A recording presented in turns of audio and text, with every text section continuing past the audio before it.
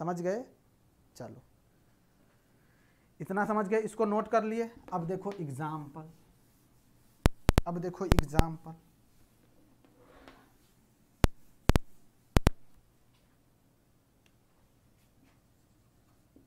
अब करो एग्जाम्पल।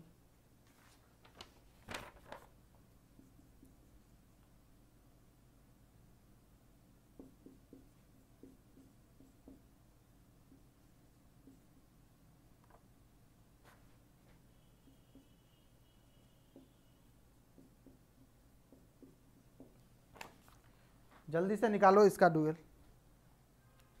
कितना होगा डुअल?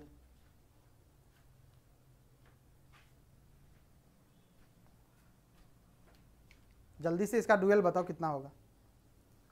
अब सर डुअल अप्लाई कैसे करेंगे? तो जैसे तुमको याद होगा इक्वेशन के दोनों तरफ सिमिलर काम करते थे, यही होता था ना। तो ये भी तो बराबर है, तो जैसे यहाँ पे डुअल लगाओगे यहाँ पे भी डुअल लगाओगे, तो क्या है ये देखो a इंटू बी या a एंड b, तो एंड लॉजिक को किस में कन्वर्ट करता है? और में। यहाँ देखो a and b, c a bar into c है, इसको एंड लॉजिक है दोनों के बीच में, तो किसको और में कन्वर्ट करेगा? b और इंटू सी, तो इसको किस में कन्वर्ट करेगा? किसको कन्वर्ट करेगा? b प्लस सी। लेकिन इतना ही नहीं करना है तुम्हें, ये जो और जो है इसको भी कन्वर्ट कर देगा किस में? एंड में।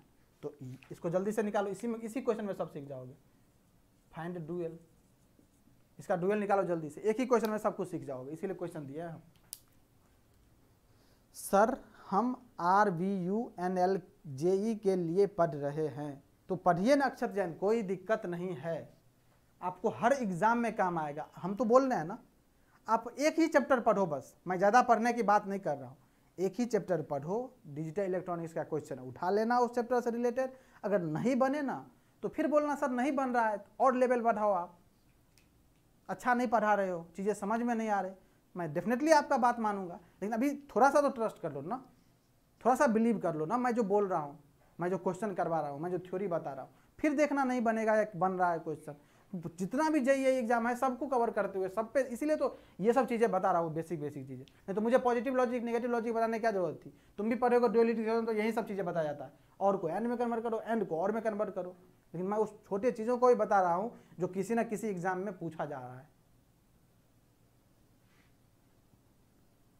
अब ये तो भाई बोर्ड से जाके पूछो, यही तुम लोग अभी पढ़ने के टाइम में, अब एग्जाम कब होने वाला है करेंगे डिस्कशन, लास्ट टाइम में बोलो नहीं, यही सब डिस्कशन करेंगे, अभी पढ़ लो, क्वेश्चन पे फोकस कर लो। अक्षत जल्दी से इसका डुअलिटी बताओ, जल्दी से बताओ।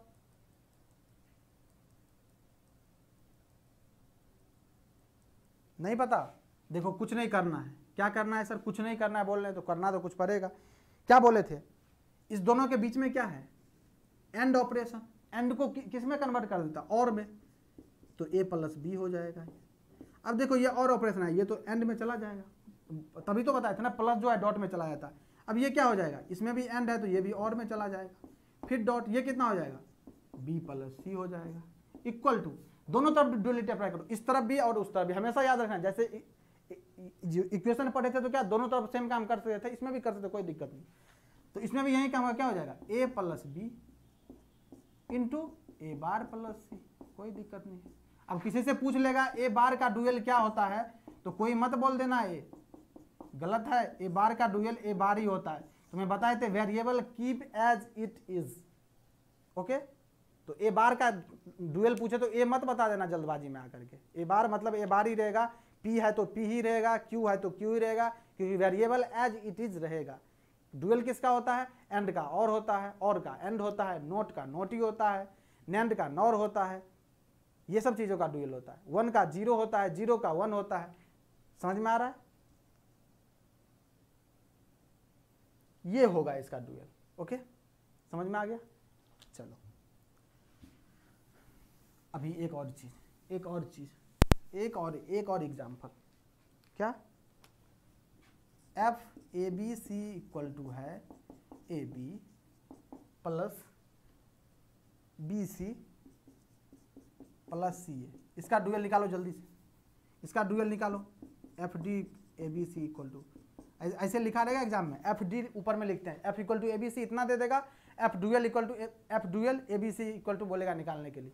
जल्दी से बताओ इसका डुअल कितना आ रहा है, जल्दी से, क्विक फास्ट, हरी अप, जल्दी से बताओ इसका आंसर।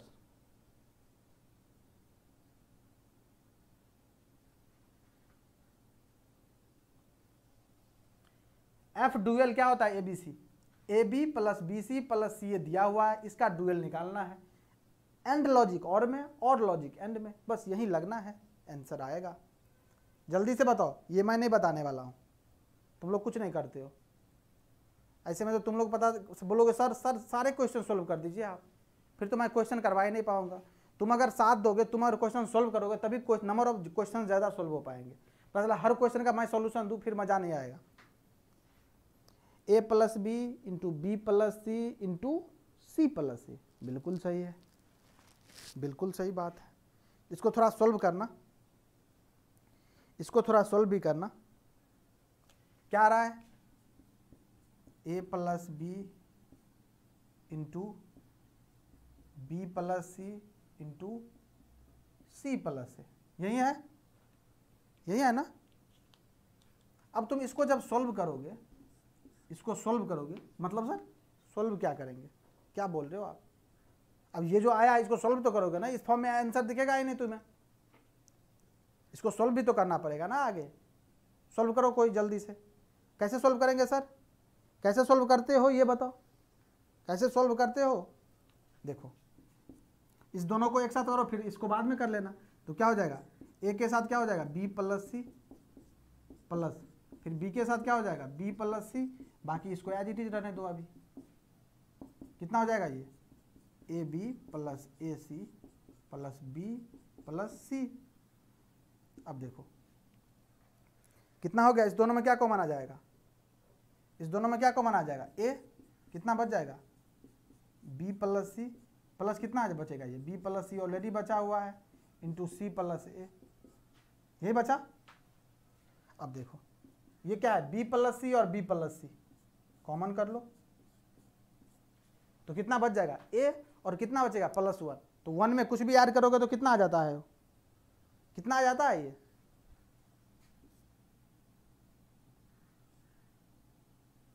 सॉरी मिस्टेक हुआ है, कहीं मिस्टेक हुआ है यहाँ पे। देखो बी तो बी है, यहाँ बी सी होगा ना, यहाँ क्या हो गया, यहाँ देखो बी से बी तो बी बचा, यहाँ क्या बचेगा, यहाँ बी सी होगा ना, बाकी ये as it is C plus A as it is रहेगा। अब देखो ए बी प्लस ए सी और ये क्या बना, बी इंटू बी, क्या है, बी प्लस बी सी। अब इसको सोल्व करोगे तो कितना आएगा, इसको सोल्व करोगे तो तुमको आएगा बी प्लस ए सी, इसको पूरे को सोल्व करोगे तो आएगा तुम्हें B plus a C solve करना तुम लोग, और ये बाहर कितना है, सी प्लस ए, और इसको जब सोल्व करोगे तो मेरे पास लिखा आएगा result a b plus B C plus c a. और यही चीज जो है वो तुम्हें एफ में भी प्रेजेंट है, देख लो एफ ए बी सी कितना है, ए b plus B C plus a, और एफ डुअल कितना आ गया, a b plus B C plus c a. मतलब एफ डुअल का जो वैल्यू है वो किसके इक्वल में आ गया, एफ ए बी सी के इक्वल में। और जब जो ही ये इक्वल आ जाएगा तो क्या बोल देंगे, ये सेल्फ डुअल फंक्शन है, जिसके बारे में तुम लोग अभी बातें कर रहे थे, सेल्फ डुअल फंक्शन है। क्या हो जाएगा, ये सेल्फ डुअल फंक्शन है, मतलब जो फंक्शन गिवन होगा और उसका डुअल निकालेंगे, ये दोनों अगर इक्वल आ जाएगा तो क्या बोलेंगे, ये सेल्फ डुअल नेचर का है। आ गया समझ में सेल्फ डुअल क्या होता है, आ गया समझ में सेल्फ डुअल क्या आता है, आ गया, चलो आ गया।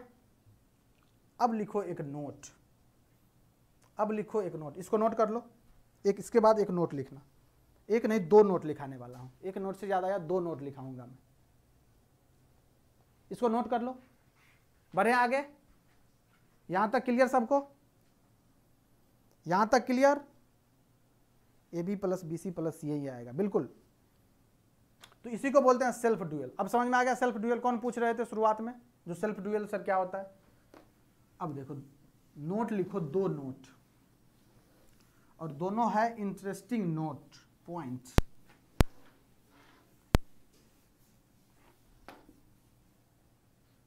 दोनों है इंटरेस्टिंग नोट पॉइंट। क्या है दोनों इंटरेस्टिंग नोट पॉइंट? एक मिनट। नोट नंबर 1 लिखना।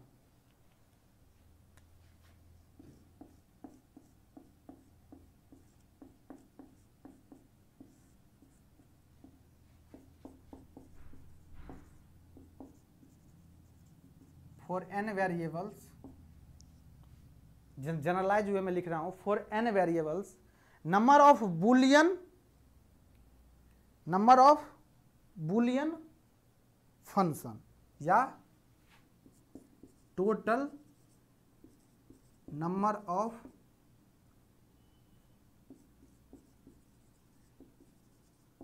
पॉसिबल कॉम्बिनेशन, ये तो पहला हो गया। और दूसरा टोटल नंबर ऑफ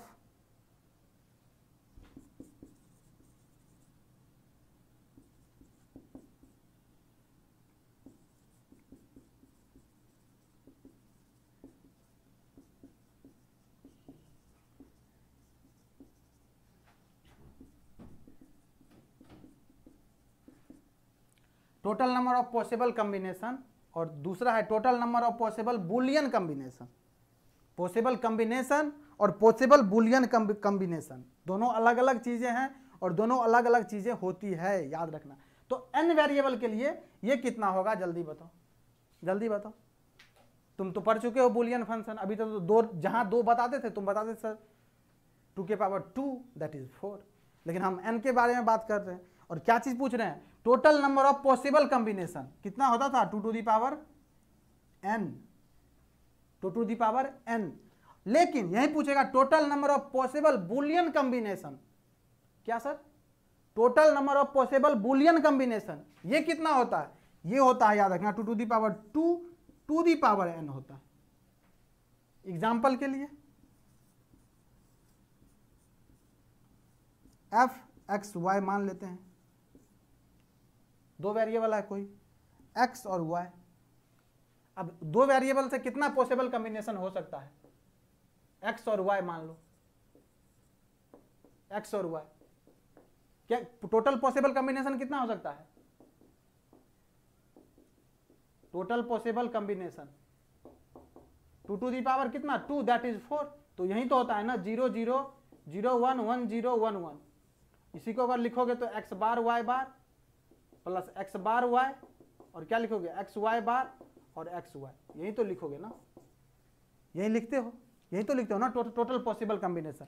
ये क्लियर? कितना हो जाएगा? 4 हो जाएगा। लेकिन क्वेश्चन को सही से पढ़ना, जब क्वेश्चन दिया रहेगा तो क्वेश्चन को सही से पढ़ना। अगर टोटल पॉसिबल कॉम्बिनेशन पूछेगा तो 4 लिखना, बिल्कुल सही है, करेक्ट आंसर है, और आपको +1 या +2 मार्क्स जो भी देगा मिल जाएगा।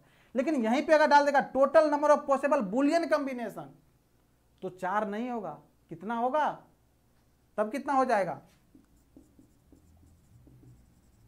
पॉसिबल बुलियन कॉम्बिनेशन ये हो जाएगा आपका कितना? 2 to the power 2 to the power 2, तो 2 to the power 4 that is कितना? 16। और ये 16 कौन सा होता है, कोई बताएगा मुझे? जैसे अभी हम लिख के दिखा दिए थे 4 0 0 0 1, क्योंकि दो वेरिएबल है x y, तो इससे कितना ये जो 16 बनेगा ये कौन कौन सा बनेगा, कोई बता सकता है क्या? कोई बता सकता है कितना, कौन सा बनेगा? इसको नोट डाउन कर लियो, दिखाएंगे। इसको इरेज करो, इसको इरेज करो, नोट डाउन कर लो इसको। कौन कौन सा बनेगा लिख दो कमेंट सेक्शन में। ये जो 16 जो बनेगा इस दो वेरिएबल से कौन कौन सा बनेगा ये 16, जल्दी से लिख दो कोई कमेंट सेक्शन में, मैं वेट कर रहा हूं। इरेज कर दो इसे, चलो।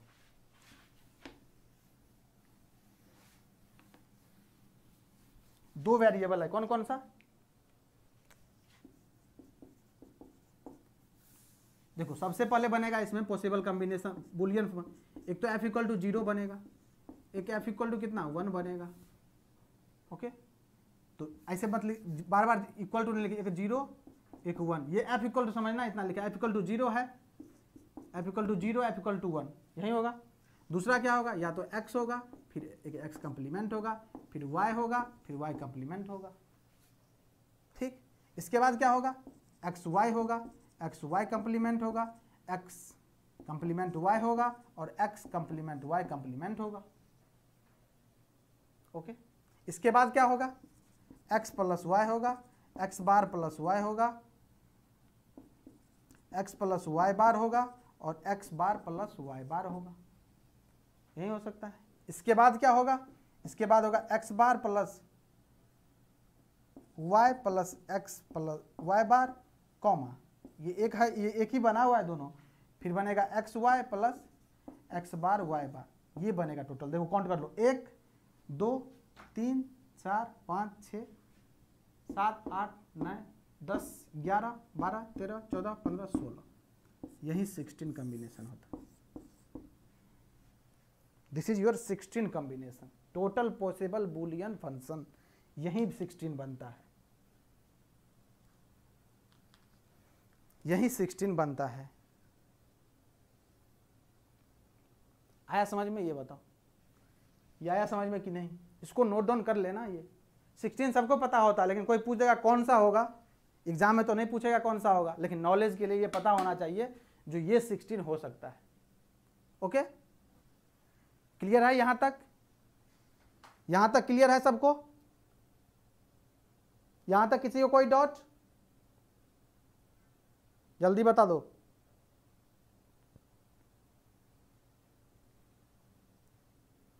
जल्दी बताओ।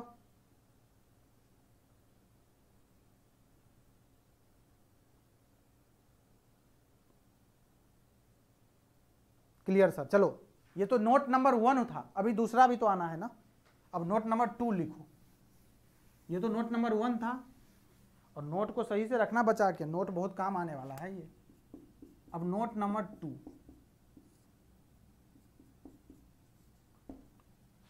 अभी क्या था, अभी पढ़े हो जस्ट क्या, डुअल। ओके, तो फॉर n वेरिएबल लिखना, for n variable self dual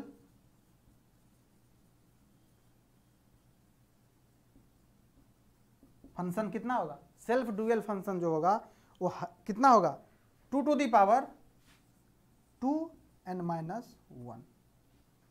self dual function किसी भी कोई भी वेरिएबल, अगर n वेरिएबल का है तो कितना हो जाएगा, 2 to the power n-1। Example ले लो ना, as for example n equal to कितना, 3 वेरिएबल है, उसमें पूछेगा सेल्फ डुअल फंक्शन कितना होगा। सेल्फ डुअल फंक्शन SDF बोलते हैं, सेल्फ डुअल फंक्शन।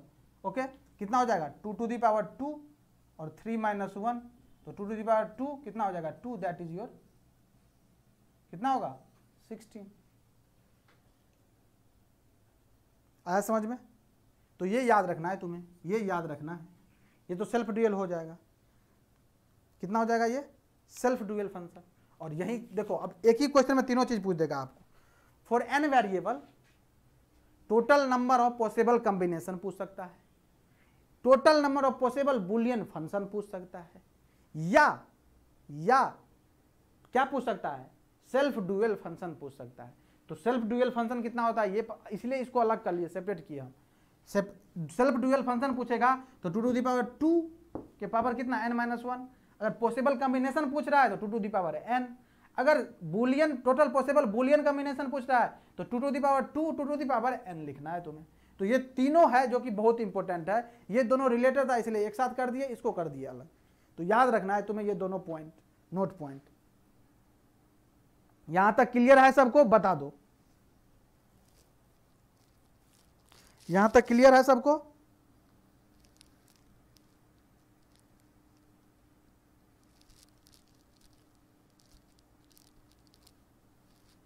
यहां तक क्लियर? Clear sir. अब लिखो एक point,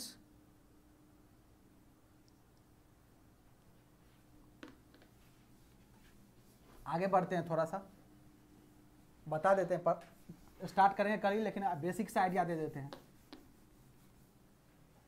representation of Boolean function, topic का नाम लिखना, इसके बारे में कर चर्चा करेंगे अच्छी तरह से। क्योंकि आज वैसे भी कंप्लीट नहीं हो पाएगा ये। Representation of boolean function. क्या होता है रिप्रेजेंटेशन ऑफ बुलियन फंक्शन? इसका दो फॉर्म होता है, दो फॉर्म होता है इसका। एक होता है कैनोनिकल फॉर्म और दूसरा होता है मिनिमल फॉर्म। अब सर ये कैनोनिकल फॉर्म क्या होता है और ये मिनिमल फॉर्म क्या होता है? ये दोनों ही इंपॉर्टेंट है। ये कैनोनिकल क्या होता है और ये मिनिमल फॉर्म क्या होता है? बताओ, क्या जानते हो कैनोनिकल फॉर्म के बारे में और मिनिमल फॉर्म के बारे में? तुम लोग बताओ जल्दी से। n बराबर 5 कर देता हूँ। दिवेश नाथ, n बराबर कुछ भी कर लो बेटा, n बराबर इसलिए तो मैं n के लिए लिखा दिया हूँ, फॉर n वेरिएबल्स, चाहे 2 करो 4 करो, n के बाद कुछ भी ले लो, 1 लाख ले लो, तुम 5 लाख 10 लाख जो भी करना है करते रहो, घर बैठे रहो, यही सब करते रहना आराम से, कैलकुलेशन ले लेना, करते रहना आराम से, कोई दिक्कत नहीं है। जल्दी से बताओ कैनोनिकल फॉर्म क्या होता है, क्या जानते हो या नहीं जानते हो, जल्दी बताओ, फिर चलेंगे मिनिमल फॉर्म पे। ये देखो इसी फॉर्म में रिप्रेजेंट करते हैं बुलियन फंक्शन को। ये सब रिप्रेजेंट करने का तरीका है बुलियन फंक्शन का। तो एक तो कैनोनिकल फॉर्म में करते हैं, दूसरा मिनिमल फॉर्म में करते हैं। तो सबसे पहले इसके बारे में बात कर ले, कैनोनिकल फॉर्म क्या होता है, तो इसके बारे में भी जान लेंगे हम। कैनोनिकल फॉर्म जल्दी बताओ, जल्दी से बताओ कैनोनिकल फॉर्म क्या होता है?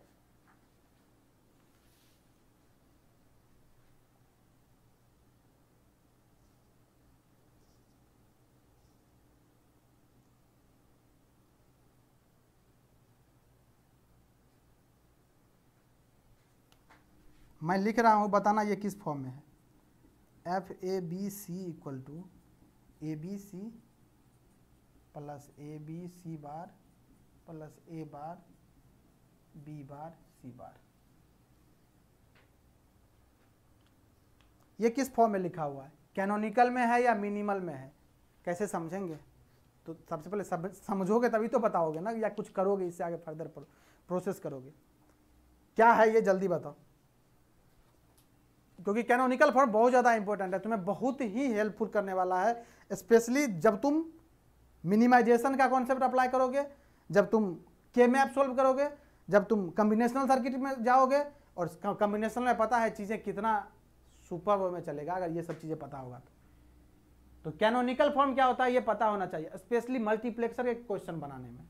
और मल्टीप्लेक्सर के बिना पता है तुम्हें कोई भी एग्जाम का पेपर कंप्लीट होता ही नहीं है। मल्टीप्लेक्सर इतना ज़्यादा इंपॉर्टेंट है। क्या होता है कैनोनिकल फॉर्म? नहीं बताना है क्या किसी को? कुछ नहीं पता है तो बोलो ना सर नहीं जानते हैं, कमेंट सेक्शन में कुछ तो बोलो यार, एटलीस्ट। तुम लोग तो शांत बैठ गए हो। एसओपी फॉर्म में सर कैनोनिकल फॉर्म सिग्मा से डिनोट करते हैं, मिनिमल को पाई से। अच्छा चलो कुछ तो बोल रहे हो ना कैनोनिकल। देखो सिग्मा पाई अलग हो गया, इतना तो पता ना, कुछ तो जानते हो या नहीं जानते हो, सिंपल सी बात है। देखो कैनोनिकल फॉर्म होगा जब भी एक्सप्रेशन, देखो ये एफ ए बी सी लिखा हुआ है इस फॉर्म में, और इसी फॉर्म में लिखा मिलेगा तुम्हें एक्सप्रेशन, जो भी मिलेगा डिजिटल में इसी फॉर्म में लिखा हुआ मिलता है। हमेशा याद रखना, हमेशा याद रखना, अगर जो फंक्शन गिवन है जैसे एफ ए बी सी, कितना वेरिएबल? 3 वेरिएबल, और ये जो लिखा हुआ होना चाहिए, अगर तीनों वेरिएबल आइदर कंप्लीमेंटेड और नॉट कंप्लीमेंटेड, मतलब नॉट, सीधा सिंपल, जैसे ए है तो ए, बी है तो बी, अगर सारे वेरिएबल में प्रेजेंट हो, सारे टर्म में प्रेजेंट हो, मींस ये कैनोनिकल फॉर्म है। मतलब सर, मतलब ये जैसे देखो यहाँ 3 वेरिएबल है ए बी सी, देखो ए बी सी तीनों प्रेजेंट है, इसमें भी ए बी सी बार तीनों प्रेजेंट है, लेकिन कंप्लीमेंटेड में कोई दिक्कत नहीं, प्रेजेंट होना इंपॉर्टेंट है, चाहे बिना कंप्लीमेंट का हो या कंप्लीमेंट का हो, प्लस ए बार बी बार सी बार, मतलब तीनों प्रेजेंट है तीनों टर्म में। मतलब ये जो लिखा हुआ है वो किस फॉर्म में लिखा हुआ है? ये कैनोनिकल फॉर्म में लिखा हुआ है। लेकिन इसी चीज को हम मान लो ऐसे लिखते हैं, F A B C equal to A plus B C, ये लिख देता, ये अगर लिख देता तो देखो अभी क्या बोले, कैनोनिकल फॉर्म में तभी रहेगा जब सारे वेरिएबल, जो ये सारे टर्म है इसमें तीनों वेरिएबल प्रेजेंट होना चाहिए।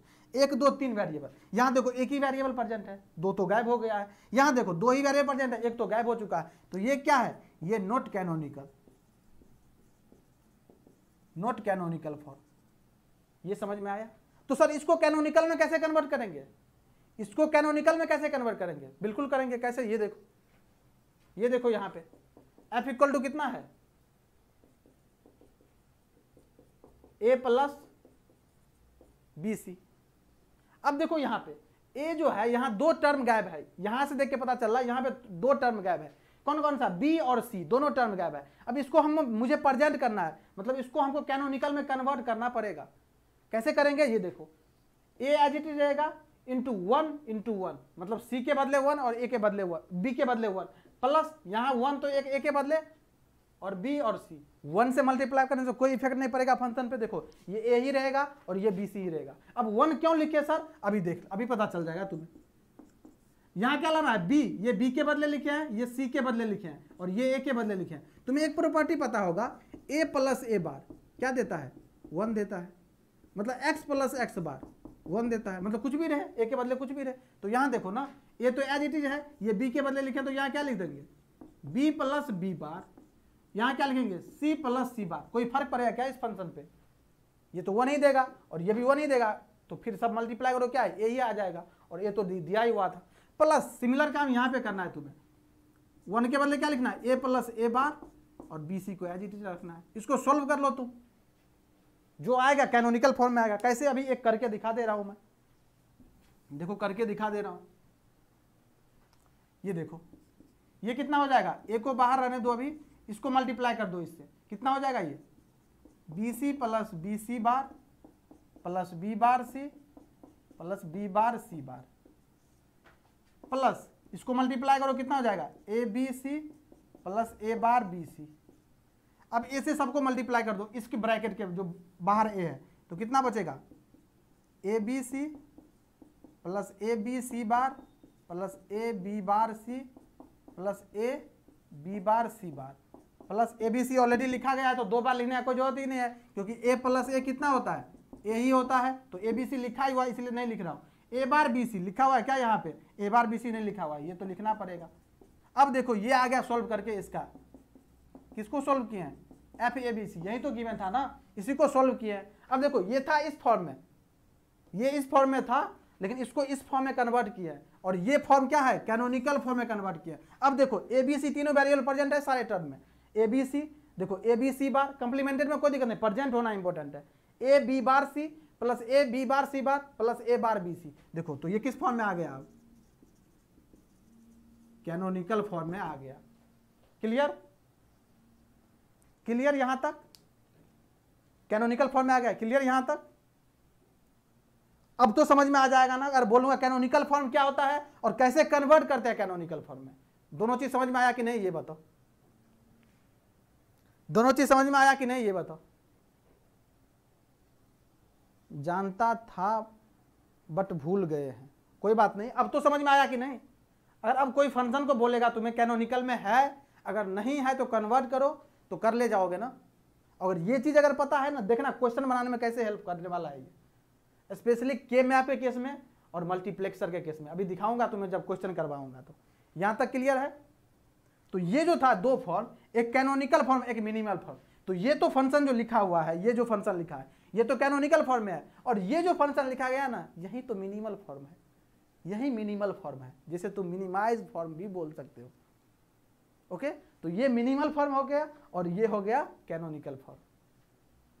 ओके, क्लियर यहां तक?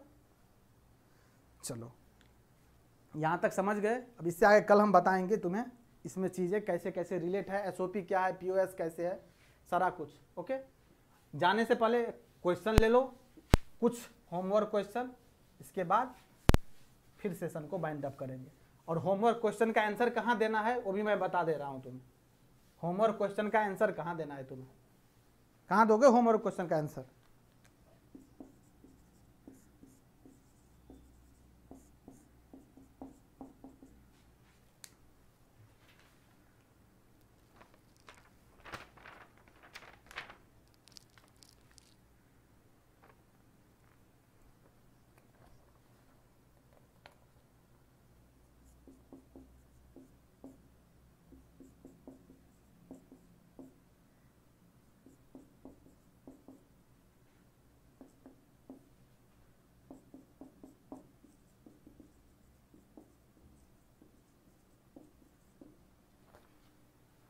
4 ऑप्शन गिवन है, x, b है y,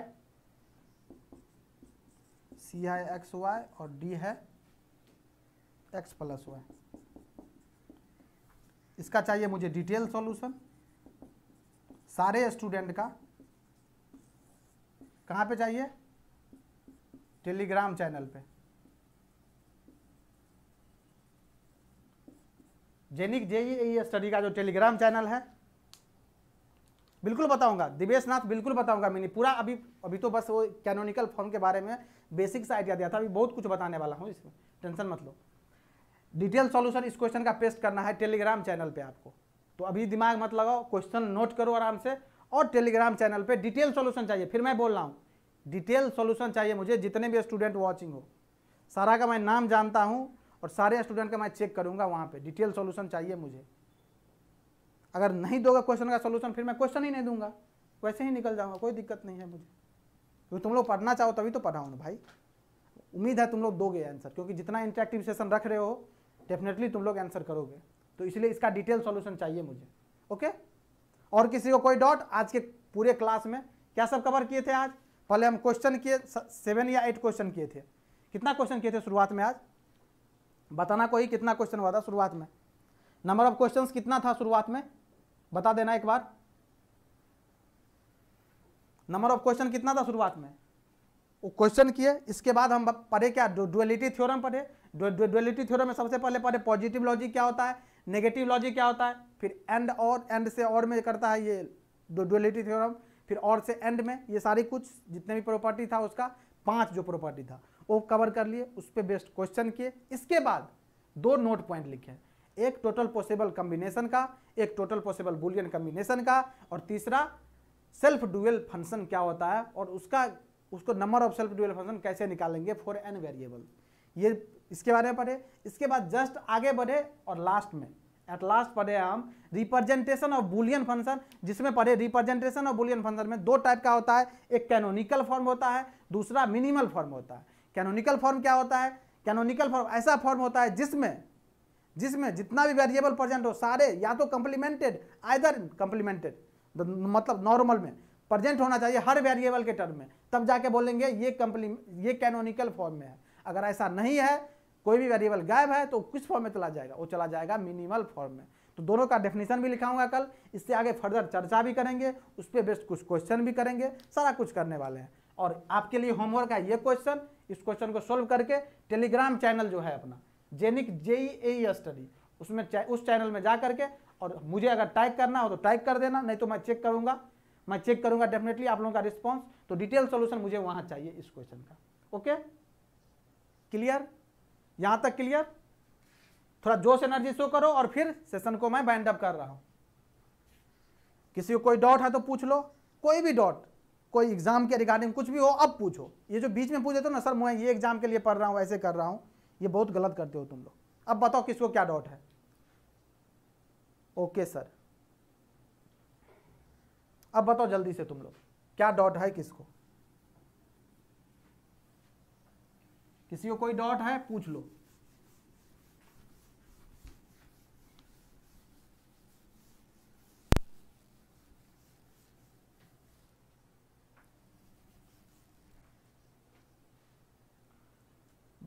कोई डाउट नहीं? बाइंड अप करें सेशन को? बाइंड अप क्या जाए बता दो सर। यूपी का बीटेक वाले फिल कर सकते हैं फॉर्म। कौन सा फॉर्म के बारे में पूछ रहे हो? अंकुश जायसवाल। देखो आप लोग करते क्या हो, ये देखो कोई भी फॉर्म निकला ना तो तुम हमसे पूछोगे या किसी यूट्यूब चैनल पे जाओगे, यही तुम लोग बहुत आलसी हो गए हो, सच में बहुत आलसी हो गए। और ये जनरेशन सच में बहुत आलसी हो गया है यार। कोई भी फॉर्म निकलता है ना तो उसमें एक एडवर्टाइजमेंट निकलता है, और एडवर्टाइजमेंट ज़्यादा पेज का नहीं होता है। तुम जो इतना बड़ा बड़ा सिलेबस पढ़े हो, चाहे तुम डिप्लोमा किए हो, सोचो कितना सब्जेक्ट पढ़े हो डिप्लोमा में 3 साल में, तुम बीटेक के हो कितना सब्जेक्ट पढ़ते हो। लेकिन ये जो एडवर्टाइजमेंट निकलता है ना, उस एडवर्टाइजमेंट को एक बार सही से पढ़ो। फॉर्म कोई सा भी अगर भर रहे हो नहीं भर रहे हो, उसको तुम सही से पढ़ो, बहुत वहां से भी नॉलेज मिलेगा यार। ये चीज पढ़ने का आदत डालो तुम लोग।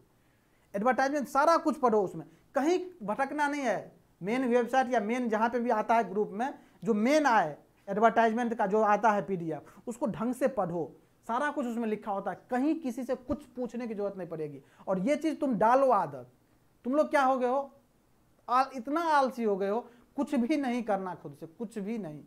इससे पूछ लोगे, उससे पूछ लोगे, वहाँ पे लिखोगे, फेसबुक पे उस ग्रुप पे लिखोगे सर ऐसा हो गया। अरे भैया कोई कहाँ से करेगा? तुमको लगता है तुम जो किसी से पूछ रहे हो इतना तो तुम खुद पे टाइम दोगे तो इससे ज़्यादा नॉलेज गेन करोगे तुम।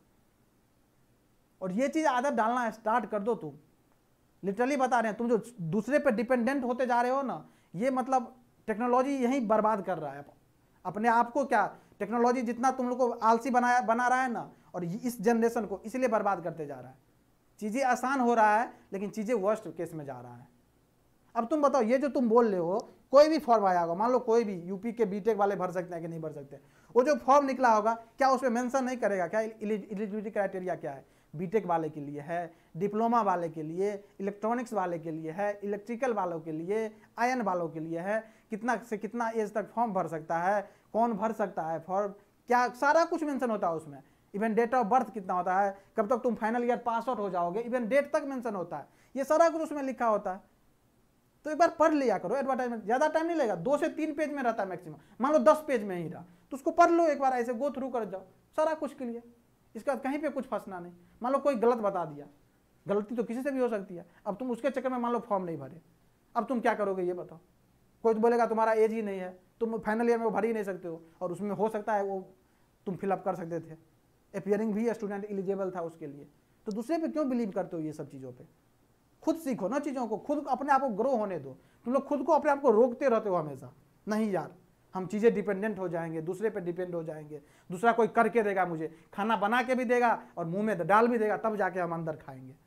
तो इससे ऐसा दूसरा खा ही लेगा तुम्हारे बदले, तुम खाओ ही मत। नोट बीटेक, डिप्लोमा वाले मतलब डिप्लोमा वाले। अच्छा अब देखो ये बोल रहे हैं डिप्लोमा वाले मतलब डिप्लोमा वाले, तो उसमें मेंशन ही नहीं होगा बीटेक वाले। और ऐसा तो बहुत जेईई का फॉर्म निकला जिसमें बीटेक वाले नहीं भर सकते हैं, तो नहीं मेंशन होगा उसमें बीटेक वाले, तुम कैसे भर लोगे ये बताओ? अब जबरदस्ती करने की तो कोई बात नहीं है। तो कोई सा जो एग्जाम पे तुम फॉर्म भरे हो अच्छे से फोकस करो। लिटरली बता रहे हैं तुम्हारा नेचर क्या होता जा रहा है, exam number of exam attempt करना ज़्यादा, नंबर ऑफ एग्जाम अटेम्प्ट करना तुम्हारा ज़्यादा होता जा रहा है, लेकिन इसी में पढ़ाई कम कर देते हो, एक एग्जाम पे भी फोकस नहीं कर पाते हो। तुम एम क्लियर रखो ना, जो यही एग्जाम क्रैक करना है, इसी को पढ़ना है ढंग से।